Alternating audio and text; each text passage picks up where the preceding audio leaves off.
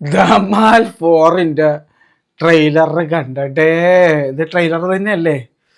Trailer ആവണേ, teaser ആവരുത്. കാരണം ഇനിയൊരു ട്രെയിലറും കൂടെ കാണാൻ എന്നെ കൊണ്ട് വയ്യ. ഇത് തന്നെ കണ്ടിട്ട് മതിയായി. From the director of Dhamaal, double Dhamaal, total Dhamaal. ഇതിപ്പം 4ാമത്തെ ധമാലാണ്. ധമാൽ 4. അജയ് ദേവ്ഗൻ കൂടി ഉണ്ട് ഇത്തവണ. ഈ പാൻ പരാഗ് സ്റ്റാറിനൊക്കെ എന്തിനാണ് ഇപ്പം ഇതിനകത്തേക്ക് കൊണ്ടുവന്നത് എനിക്ക് ഇപ്പോഴും മനസ്സിലായിട്ടില്ല. ഈ മനുഷ്യൻ പണ്ട് നല്ല നല്ല സിനിമകൾ അഭിനയിച്ചുകൊണ്ടിരുന്ന മനുഷ്യനാണ്. കാക്കി, കാല്, ലെജൻഡ് ഓഫ് ഭഗത് സിംഗ്, ഇത്തരത്തിലുള്ള നല്ല നല്ല സിനിമകൾ അഭിനയിച്ചുകൊണ്ടിരുന്ന ആൾ രജനീകാന്തയുടെ പരസ്യമൊക്കെ ആയിട്ട് അതുപോലെയുള്ള സാധനങ്ങളൊക്കെ ആയിട്ട് വന്ന് പാൻ പരാഗ് ലെവൽ റോൾസൊക്കെ ചെയ്യാൻ തുടങ്ങിയതായിട്ടാണ് എനിക്ക് ഫീൽ ആയിട്ടുള്ളത്. എന്തായാലും ഇങ്ങേർക്ക് എല്ലാ ഫ്രാഞ്ചൈസിയും വേണമെന്ന് എനിക്ക് വന്നത്. സിംഗം ഫ്രാഞ്ചൈസി, അതുകൂടാതെ ഇപ്പം ഇത് ഗോൽമാൽ, ഇങ്ങേര് ബോളിവുഡിലെ എല്ലാ ഫ്രാഞ്ചൈസിയും ഇങ്ങേര് ആ ഫ്രാഞ്ചൈസി ഞാനെങ്ങ് എടുക്കുക എന്നും പറഞ്ഞിട്ട് എടുക്കണേന്ന് തോന്നണം. എൻ്റെ പൊന്നളിയാ, ഇതിൻ്റെ ട്രെയിലർ കണ്ടിട്ടുണ്ടല്ല, എനിക്ക് ആദ്യം മനസ്സിൽ വന്ന കാര്യമുണ്ട്. ഇതെങ്ങാലും അബദ്ധവശ ജെറി ബ്രക്ഹൈമറും അതുപോലെ ജോണി ഡെപ്പും പൈററ്റ്സ് ഓഫ് ദി കറേബ്യൻ്റെ പ്രൊഡ്യൂസറും നടനും കണ്ടു കഴിഞ്ഞല്ല, ഇനി അവർ ഒരിക്കലും ചിലപ്പോൾ ഒരു പൈററ്റ് പടം എടുക്കൂല എന്നുള്ള അവസ്ഥയായിരിക്കും. എനിക്ക് അങ്ങനെയാണ്. എനിക്ക് പേടിയായി. അവരെങ്ങാനും ഇത് കണ്ടു കഴിഞ്ഞാൽ മറ്റേ ശരിക്കും വയ്യ, ഇനി ഞങ്ങൾ എടുക്കണില്ല, പൈററ്റ്സ് ഓഫ് ദി കറേബ്യനെ ഞങ്ങൾ ഇനി എടുക്കണില്ല എന്നുള്ള സീനായി പോയില്ല.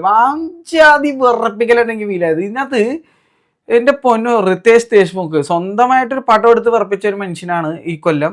അർഷദ് വാർസി, മറ്റുള്ളവരെയൊക്കെ കുറ്റം പറയാം, എന്നിട്ട് അഭിനയിക്കുന്നത് എന്തുവാണ് ചെയ്ത്. ശരിയാണ്, ഡൈനോസറിനെ പറ്റി പറഞ്ഞ കാര്യങ്ങളൊക്കെ ഞാൻ യോജിക്കുന്നു. അർഷദ് വാർസി പ്രഭാസിനെ എന്തോ ഭയങ്കര ഇഷ്ടമാണ്. ഇടയ്ക്കിടയ്ക്ക് പ്രഭാസിനെ പറ്റി ഓരോ കാര്യങ്ങളൊക്കെ ഇങ്ങനെ പറയും, ഡൈനോസറിനെ പറ്റി രസമാണ്. പക്ഷേ ഉണ്ടല്ല, സ്വയം അഭിനയിച്ചിരിക്കുന്ന പടങ്ങൾ കണ്ടാ എൻ്റെ പൊന്നോ. ഹൗസ്ഫുൾ 5 ഉണ്ടായിരുന്നു മച്ചാൻ.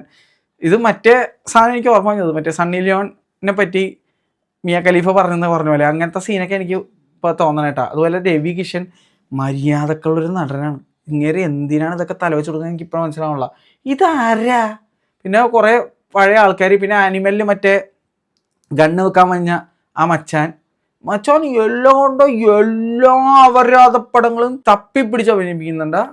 എനിക്കറിയാൻ പാടില്ല എങ്ങനെയാണെന്നത്, പ്രത്യേക കഴിവാണ്. ഇതാരാ? ഇവിടെ കണ്ടിട്ടുണ്ട്. ജാവേദ് ജാഫറി മായാസഭ അഭിനയിച്ച നടനാണ്. പക്ഷേ ഉണ്ടല്ല, ഒരു കാര്യം പറയാം, എനിക്ക് ധമാലിൽ ഏറ്റവും ഇഷ്ടമുള്ള ക്യാരക്ടർ ഉണ്ടെങ്കിൽ അത് തീർച്ചയായിട്ടും ജാവേദ് ജാഫ്രിയുടെ ക്യാരക്ടറാണ്. ഭയങ്കര രസമാണ്. പുള്ളിയാണ് ദ ഒൺലി സേവിങ് ഗ്രേസ് എന്ന് എനിക്ക് പലപ്പോഴും തോന്നിയിട്ടുണ്ട്. ധമാൽ 1 എനിക്ക് അത്ര ഇഷ്ടപ്പെട്ട സിനിമയായിരുന്നു ഞാൻ പണ്ട് കണ്ടപ്പോൾ.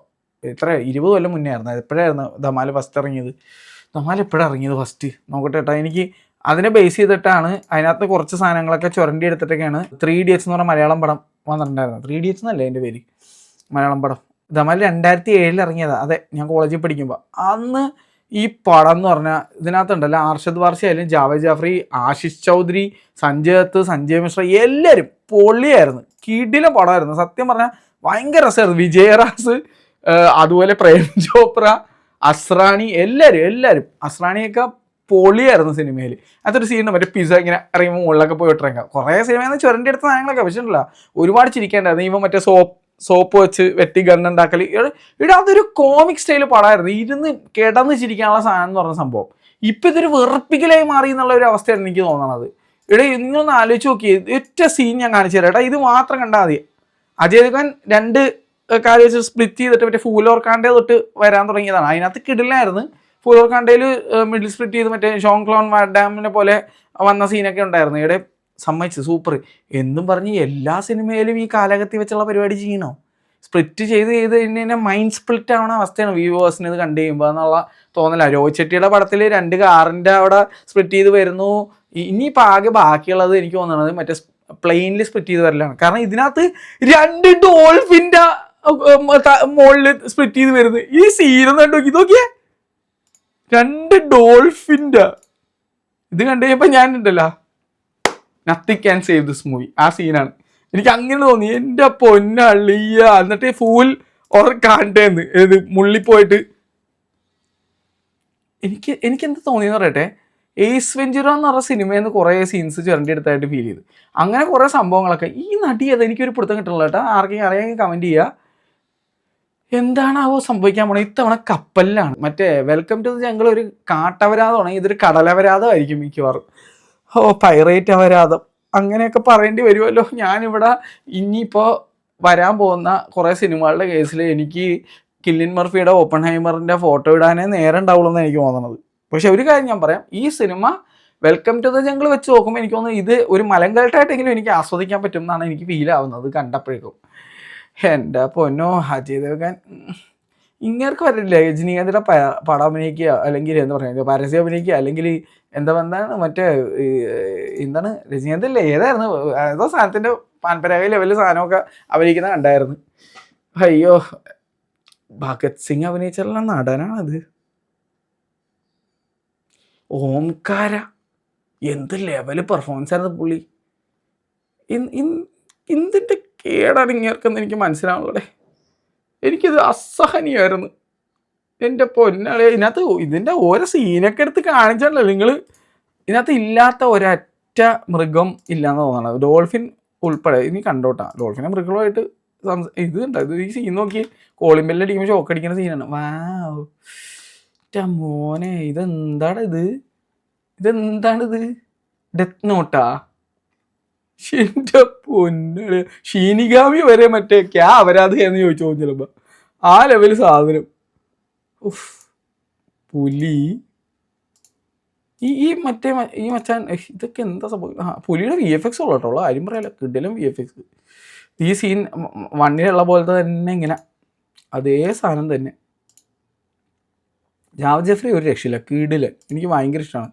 ധമാൽ ബോയ്സ് ആർ ബാക്ക് എന്ന് പറഞ്ഞിട്ട് വന്നിട്ട് ഉടനെ കഴിഞ്ഞ് ഗോ ബാക്ക് അടിക്കേണ്ട അവസ്ഥ. ഇഷാ ഗുപ്തയ്ക്ക് എന്താ ഇങ്ങനെ ഇരിക്കണം? എന്തോ ഒരു പച്ചക്കട്ടല്ല ഇഷാ ഗുപ്തയ്ക്ക്, എന്തൊക്കെയോ അവസ്ഥ.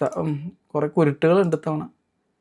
എന്തുവാടെ, ബോഡി ഷെയ്മിങ് മാത്രമല്ല എന്തൊക്കെയാണ് നടക്കുന്നത്. ഇപ്പോഴും ബോളിവുഡിന് കാര്യങ്ങൾ മനസ്സിലായിട്ടില്ല, നന്നാവാൻ തീരുമാനമില്ല എന്നുള്ള അവസ്ഥയാണ്. അതുപോലെ ഇതേ മുതലയുടെ വായിൽ വിരലിടുന്നത്, കപ്പലിൽ കൂടെ പോയിട്ട് ഇനി കപ്പലിൽ ഡോൾഫിൻ നിങ്ങൾ കണ്ടല്ലോ ഓൾറെഡി. വേറെ സാധനം സ്പീഡ് ഓഫ് VFX ആണെന്ന് പറയത്തേ ഇല്ല. AI അടിച്ചു കൊടുത്ത് ഇതിനും നല്ല വിഷ്വൽ ചിലപ്പോൾ കിട്ടി. ഇത് മറ്റേ സീനാണ്, എടുത്തു വെച്ച ഫിലിമീന്ന്, പണ്ടാന്ന് ഫിലിമീന്ന് ഇങ്ങനെ കട്ട് ചെയ്തിട്ട് വേറെ ബാക്ക്ഗ്രൗണ്ടിൽ കൊണ്ട് ഒട്ടിച്ചെന്ന് പറയില്ല, അതുപോലെ കഴിയുന്നത്. വേറെ ലെവൽ VFX കണ്ടിട്ട് കമ്പ്യൂട്ടർ വരെ ഓഫായി പോകും.